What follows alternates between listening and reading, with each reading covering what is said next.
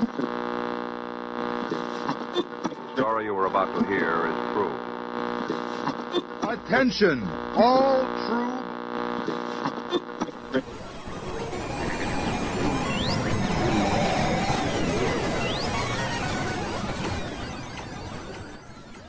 She's alive! Alive!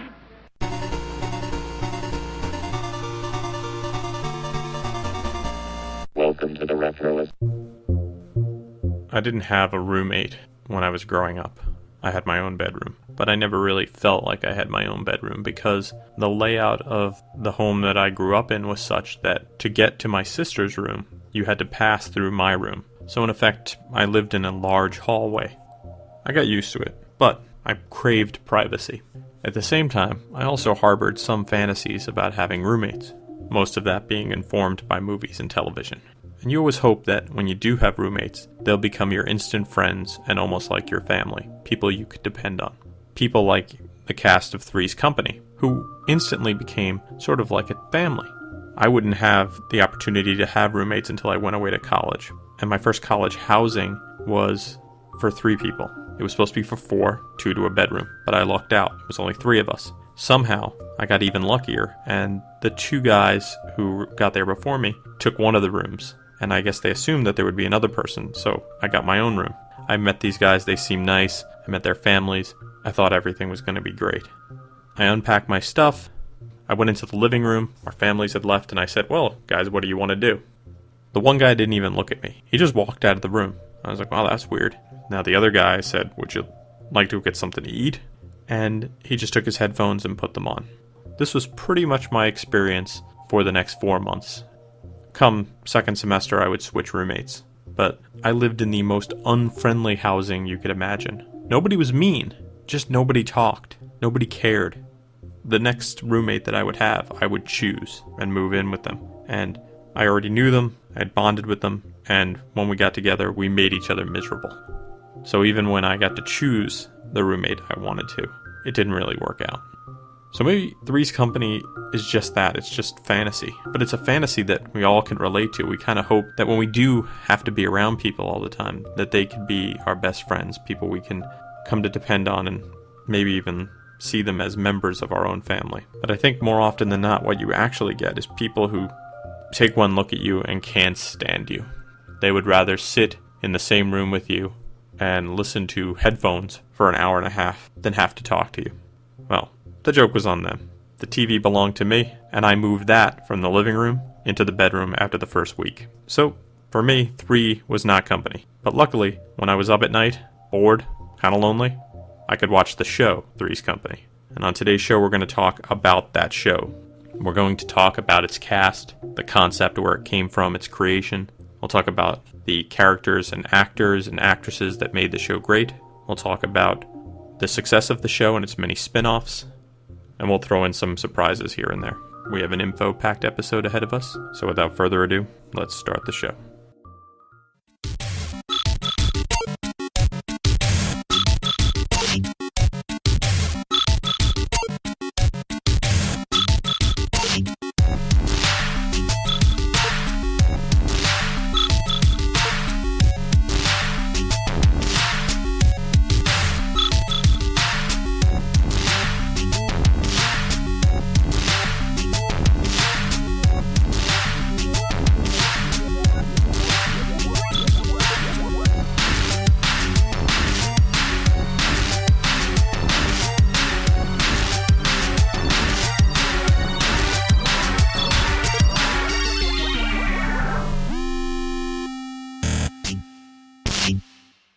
Three's Company is a sitcom that aired on the ABC television network from March 15th, 1977 to September 18th, 1984. It is a remake of a British sitcom called Man About the House, and it revolves around 3 roommates, Jack Tripper, Janet Wood, and Chrissy Snow. Chrissy would later be replaced by Cindy and then Terry.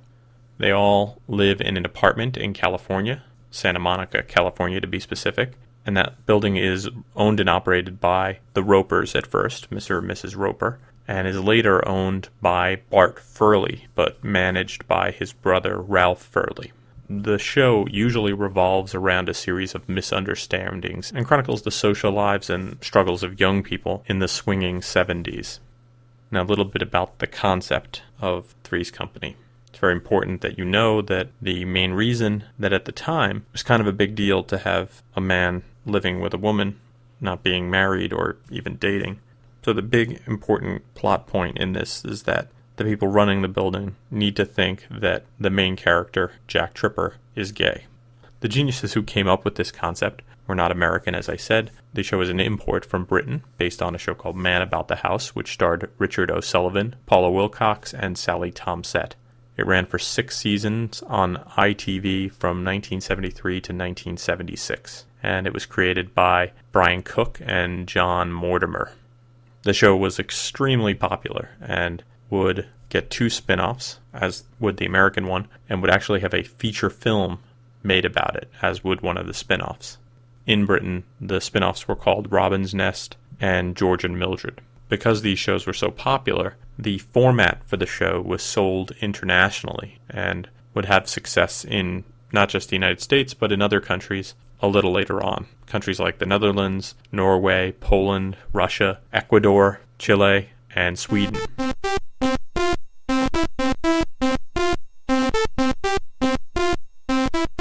Three's Company would find its home on the ABC television network and was championed by Fred Silverman. Fred Silverman is a legendary television executive who had moved to ABC from CBS. I talked about him once before, I think in a podcast, because he was a big fan of Scooby-Doo and getting Scooby-Doo made, and the character Fred Jones is named after Silverman. Because it was so popular in Britain, there were some high expectations, but it was also a difficult show to Americanize, and 3 pilots were shot for Three's Company, and during that time the show was recast multiple times as well. One of the earlier scripts for the show was penned by Broadway writer Peter Stone, who did not set the series in California, but instead set it in New York. And in his version, Jack Tripper was a successful chef in a fancy French restaurant, and Janet and Chrissy were a secretary and a fashion model. From what I understand, the script was very good, but Silverman rejected it thinking that it wouldn't play to middle America. He then brought in Larry Gelbart, who was an award-winning writer who had worked on MASH. He didn't want to work on the show at first, but as a favor to Silverman, he worked and developed a pilot episode. It was he and his writing partner, who was his son-in-law, who decided to name the show Three's Company. Now, Gelbart's version of the show was very similar to the British one, but had some differences. The Jack Tripper character became David Bell, who was an aspiring filmmaker who happened to also be a really great cook. And the 2 women in the show would be Valerie Curtin, who would play Jenny, who worked at the DMV, and Susan Zenor, who was an actress named Samantha. The whole show would take place in North Hollywood, California, and not New York, nor the final place of Santa Monica. Now, the plot of this pilot has a lot in common with the actual first episode of what the show would turn out like. Now, that version of the pilot worked well, but it needed some changes. So a 3rd pilot was written. This one was written by Michael Ross, Bernie West, and Don Nichol, who had adapted another famous British series, Till Death Do Us Part, into a little show you might have heard of called All in the Family. This new pilot followed the British version even more closely, with David Bell transforming into a cooking student named Jack Tripp, just like his English counterpart, Robin Tripp, and one of the women taking the name Chrissy. Now, Jack's roommates in this one would be portrayed by Joyce DeWitt as Janet Wood, and Susan Lanier as Chrissy Snow. It's at this point that the setting of the show was moved from North Hollywood to Santa Monica, and it was in this version that we see misunderstandings becoming the central part of the show. This pilot was better received than the initial one, but Lanier's portrayal of Chrissy had to go. Now, despite his concerns about Lanier, Silverman put the show on the network lineup to air in March 1977, but he wanted a new Chrissy in the role. Now, according to stories, it was Silverman who had spotted and championed Suzanne Summers for the role of Chrissy. So she's brought in, and a 3rd pilot went into production in January of 77. Silverman also championed John Ritter because test audience watched the show, and although they liked it, the producers thought that Ritter's take on the character made him seem somewhat effeminate.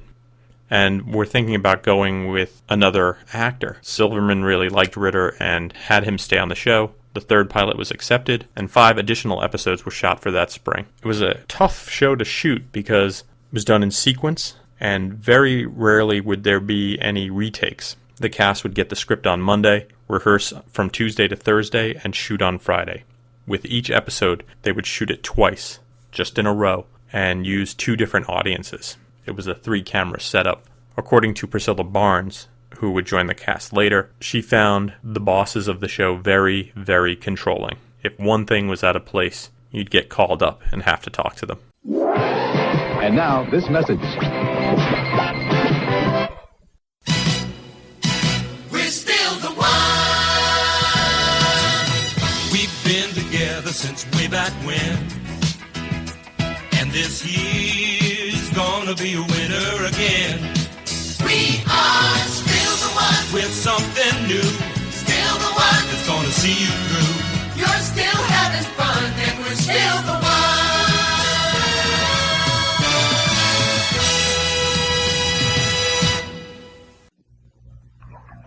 I'm just a weekend photographer.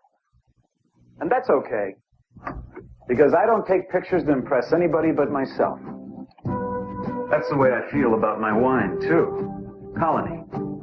I tried others, but I was impressed with Colony's taste. And after all, taste is the best way to know if you like a wine. So next time, choose a wine with a taste that says, you know. Impress yourself with a taste of Colony. Now let's talk a little bit about the cast and characters that made up this great show. First and foremost, you have Jack Tripper. Jack was a member of the United States Navy and is discovered in the pilot episode in Janet's and Chrissy's shower the morning after a party they threw. Jack turns out to be a great cook and a great roommate, and they keep him on, but he has to play that he's a homosexual so that he doesn't get kicked out of the apartment. Jack is a klutz, likes to be funny, bit of a ladies' man. He's attending a local technical college on the GI Bill, learning how to cook, and he does odd jobs, and often cannot come up with money for the rent. Jack would be the only character to appear in all 8 seasons in every episode. Fun fact, Billy Crystal auditioned for the role of Jack Tripper, but the role went to an actor named John Ritter. Jonathan Southworth Ritter, to be exact. John Ritter was born on September 17, 1948, and passed away, sadly, and before his time, in September of 2003. He's best known for playing Jack Tripper, but he also had a role as Paul Hennessy in the TV show 8 Simple Rules. He was an amazing physical comedian. And there's a great episode of 8 Simple Rules where they do a parody of Three's Company, which is really great to see. Another fun little fact about John Ritter, he's the son of singing cowboy Tex Ritter. So whenever he does anything remotely Tex Ritter-ish in the show, I always get a bit of a thrill. The next character in the lineup is Janet Wood. Janet works in the arcade flower shop and would eventually come to manage it. She's really good with flowers, seems to love them, and it explains why there's so many plants in their apartment. Janet, much like the actress who portrayed her, basically grew up in Speedway, Indiana. She is a college graduate in the show, but we never find out what she majored in. Can you major in floristry in college? Janet's sort of the intelligent and reliable roommate, sort of to be a counterpoint to the ditzier Chrissy and Cindy, and I guess even Terry, even though Terry is a lot less ditzy than Chrissy and Cindy. Janet appeared in all 8 seasons, portrayed, as I said, by Joyce DeWitt. DeWitt is best known for her role on Three's Company, and hasn't worked a ton since then, although she did produce the NBC television film The Unauthorized Story of Three's Company, which is a lot of fun to watch if you're a Three's Company fan. Recently, she's had some unfortunate appearances in tabloids and has appeared in some independent films. If you like to go to conventions where you get to meet TV stars, she is known to make an appearance. Third in the trinity of original roommates is Chrissy Snow. Christmas Noel Snow was the eldest child of Reverend Luther Snow. We hear a couple of different reasons behind the naming of Christmas. In one episode we hear her name is Christmas because her father was a big fan of Bing Crosby, who likes to sing about snow. And in another episode she says that her name is due to having been born in December. In another episode, though, we find out she wasn't born until January. And yet, in another episode, she explains to a nurse after getting injured that she was named Christmas because she was the best present her father ever had. This all makes a lot of sense when you know the character of Chrissy. Obviously, she was born into a sort of religious family, although her father, the Reverend, was quite understanding when it comes to Jack. She's a typist and a secretary who might be a bit ditzy, but actually somewhat career-minded during the show. Eventually, Suzanne Summers would leave the show under not great conditions, and her character would be replaced by her cousin, Cindy Snow. Cindy is, if anything, perhaps ditzier than Chrissy. Cindy would show up on the show in 1980 when the producers needed a replacement for Chrissy. Cindy Snow is a lot klutzier than Chrissy.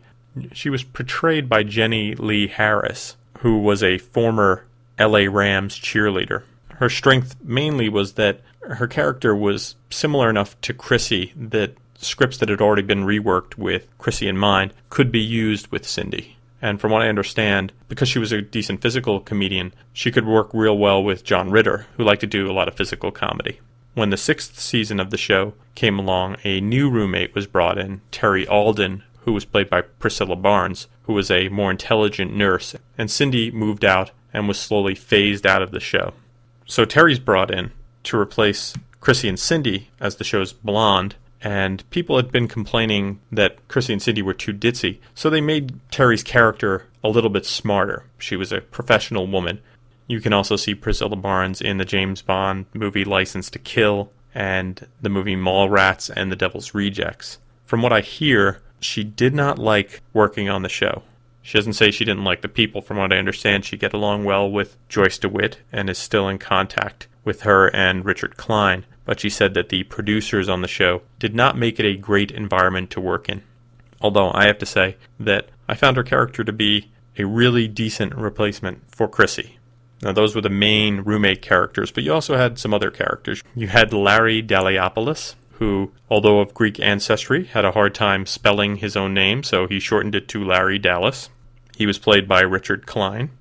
He starts off sort of as a side character, used car salesman, but eventually would become best friends with Jack. And besides Jack, he's the only Three's Company character to appear in all three Three's Company properties. Three's Company, The Ropers, and Three's a Crowd. We'll talk about those shows a little bit later. The Ropers are the Season 1 through 3 landlord and landlady. They're portrayed by Norman Fell and Audra Lindley. Norman Fell, a prolific actor on TV and movies, as was Audra Lindley. Both of them passed away, Lindley in 97 and Fell in 98. They left the show to do The Ropers, and we're going to talk about how unfortunate that was in a little bit. We'll just wrap up by saying that through seasons 4 through 8, Ralph Furley would take over as the manager of the building. Furley was portrayed by Don Knotts, who is probably more well known as Barney Fife from the Andy Griffith Show than he is as Ralph Furley from Three's Company, but he is an iconic actor and was amazingly talented. It would be hard to replace the Roper characters, but he does it very well, and nobody could bring that clueless, swinging character to life the way he could. In Season 4, they brought in an older female neighbor, a woman I guess the media would call a cougar nowadays, and the character's name was Lana Shields, portrayed by Ann Wedgeworth. She was gunning for Jack the whole time she was there. She had a kind of meaty role, and I think was brought in to fill the void due to the loss of Mrs. Roper, but as the show went on, her role started to diminish in importance, and she asked to be let go. Ann Wedgeworth was best known for her work on the daytime dramas Another World and Somerset. The producers would release her from the show, seeing that she was right. They really weren't using her that much. 5, 4, 3, 2, 1.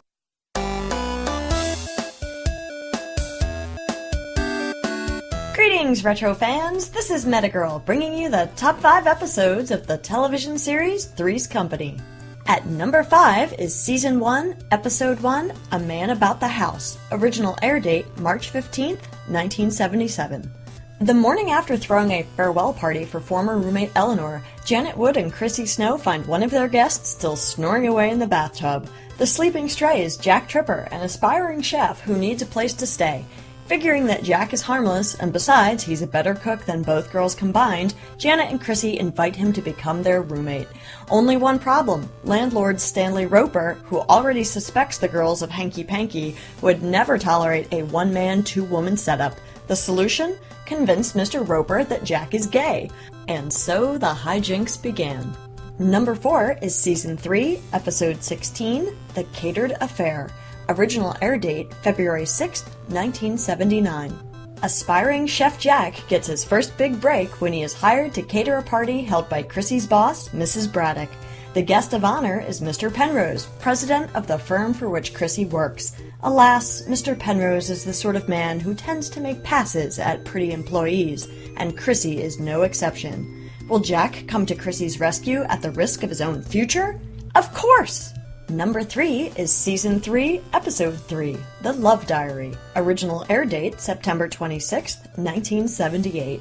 As part of her job as a manuscript typist, Chrissy turns out several pages of a steamy diary, purportedly written by Wanda X. Stumbling upon the typewritten pages, Mr. Roper jumps to the conclusion that Chrissy is recalling her own carnal experiences. Then he makes a quantum leap, concluding that Chrissy has the hots for him. The best gag is reserved for last, when a capricious Chrissy and Janet introduce a panting Jack to the elusive Wanda X. At number 2 is Season 2, Episode 22, Days of Beer and Weeds. Original air date, February 21st, 1978. Jack and the girls find some rather exotic-looking weeds growing in Mr. Roper's garden. They collect the weeds and hand them to Mrs. Roper, who then brings them to her flower arranging class. The problem? Those weeds are actually marijuana plants. Can it be that Mr. Roper has suddenly gone to pot?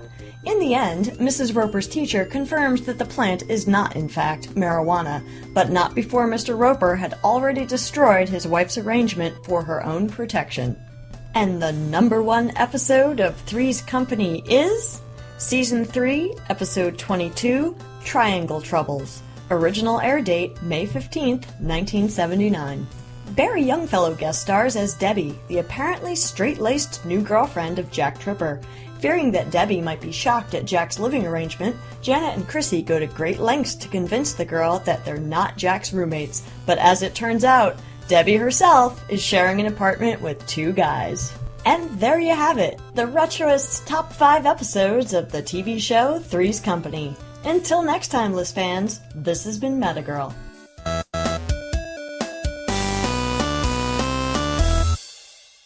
Thanks, Metagirl. Three's Company premiered in the spring of 1977 and was a great success and would be its entire run. It ran for 8 seasons, and while it wouldn't be number 1, it would do really well, starting off in 1977 in the 11th position overall for TV shows, then would go to number 3, then for 2 years it would be at number 2, then it fell to number 8, then picked up again in 81 to number 4, 82 to 83 number 6, and then in the 83 to 84 season finished as number 35. Very strong TV show.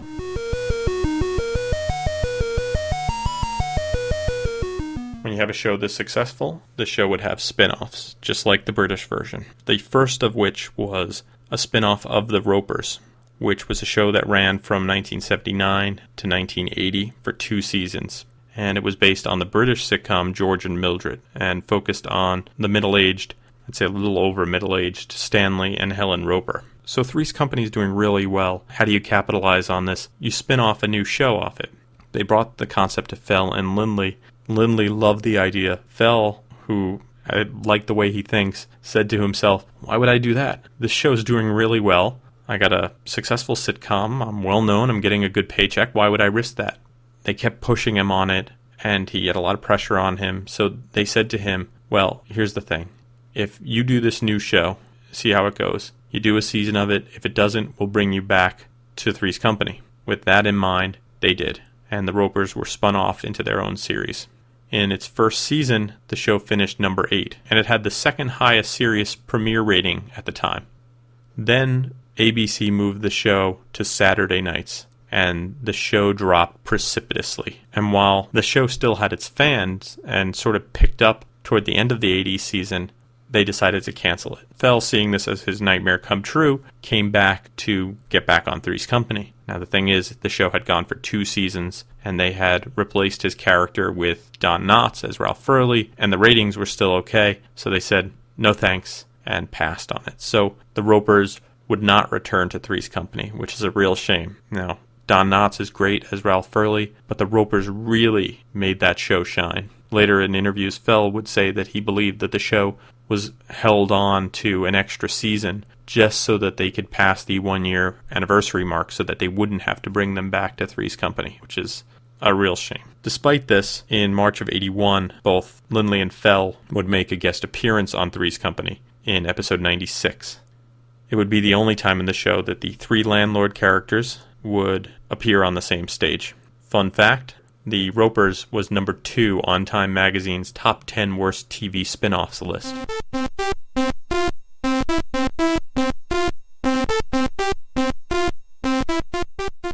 When Three's Company ended, they would spin off the show again, this time in a show called Three's a Crowd, which was based off the British TV series Robin's Nest. That series did even worse than the Ropers, only lasting 1 season. You would often see Three's a Crowd named Three's Company 2 as part of syndication packages for that show.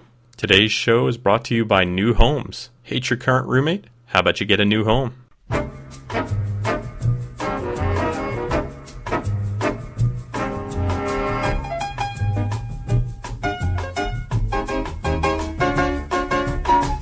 Make way for the livables, the all-new concept in living.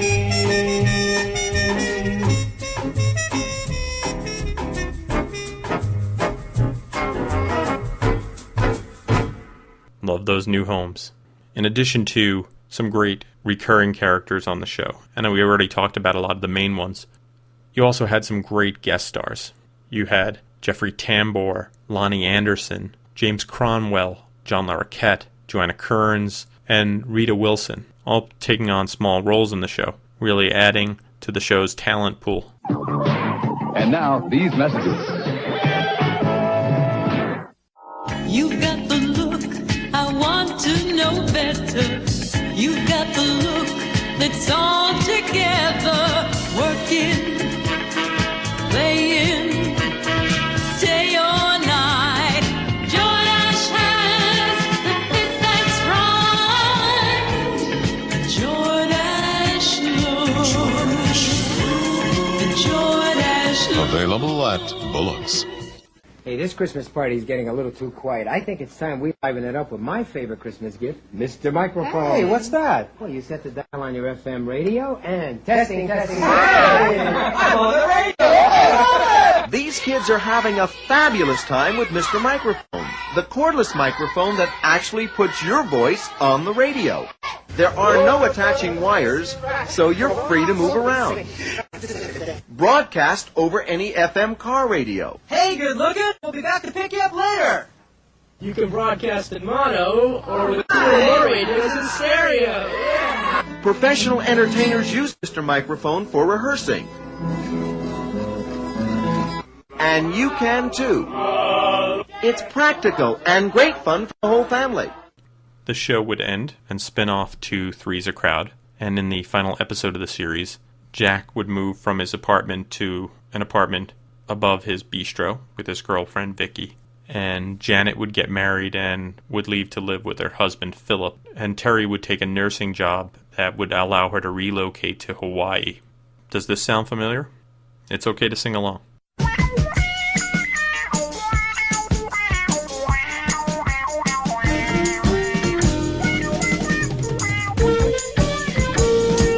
Knock on our door. Come and knock on our door. We've been waiting for you.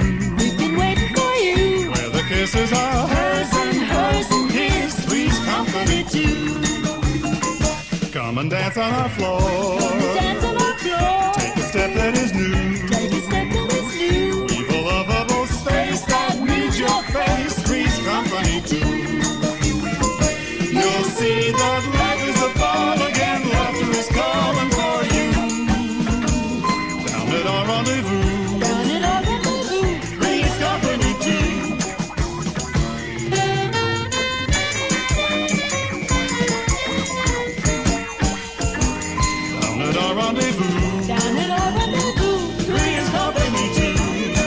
That's the theme song to Three's Company, written and composed by Joe Raposo, who's probably best known for composing for Sesame Street, and it was sung by Julia Rinker and Ray Charles. Not the Ray Charles, another Ray Charles.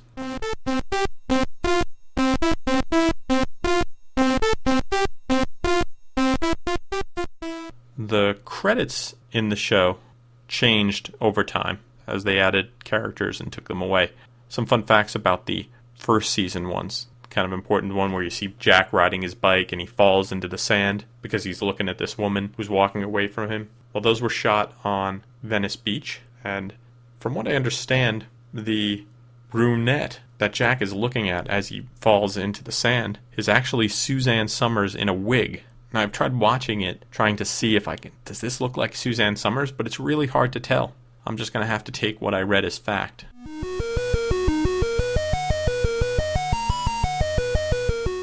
The show was popular at the time and would be very popular in syndication, and has been in syndication since 1982. It would debut on cable television in 1992 on TBS, where it would run until 1999, and I watched it a whole lot during that time. Then it was brought to Nick at Night and would run on Nick at Night and TV Land and TNN for the next 10 years. In 2007, Viacom, who owns those networks, renewed their contract for another 6 years. So if you're watching it now on TV Land, it's because of that. I am one of those people watching it again. The show currently airs on TV Land, Antenna TV, Deja Vu, and TV Tropolis. I think Antenna TV also airs The Ropers. Three's a Crowd, which is often bundled in the syndication package as Three's Company 2, is sometimes included in those runs, although I haven't caught it lately. If you do not have the time to keep trying to find it on television, you can find Three's Company on DVD. Anchor Bay Entertainment released all 8 seasons of Three's Company, starting in 2003 and ending with Season 8 on 2006.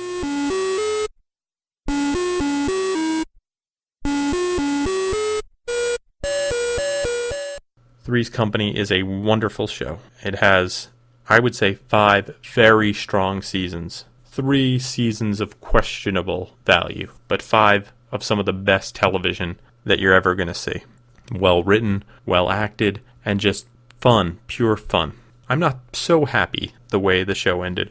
I'm going to inject some personal opinion here. I was kind of hoping that Jack would end up, perhaps, with Janet toward the end of the show. I don't know why. I always thought they would make a good couple. It didn't happen. Instead, they all went their separate ways, which is a shame. If you know someone who's not a fan of the show, hasn't seen it before, why not introduce it to them? I guarantee, before the end of the night, they'll be laughing out loud and wishing they had their own Regal Beagle in their town. That party upstairs kept me awake till 3 o'clock in the morning. Oh, really? I didn't think you could hear it over your snoring.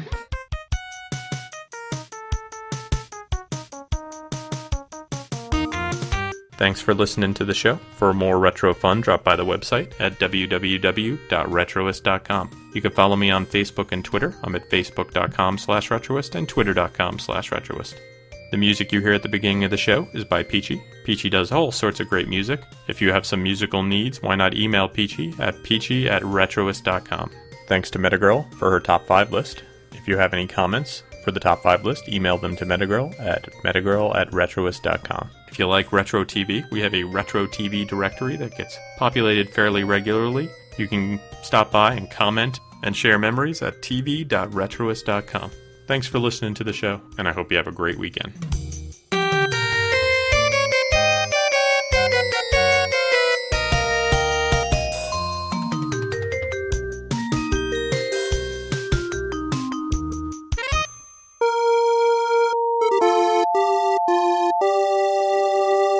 Can't follow the Brady Bunch if you missed the beginning. This has been a Retroist production. Goodbye.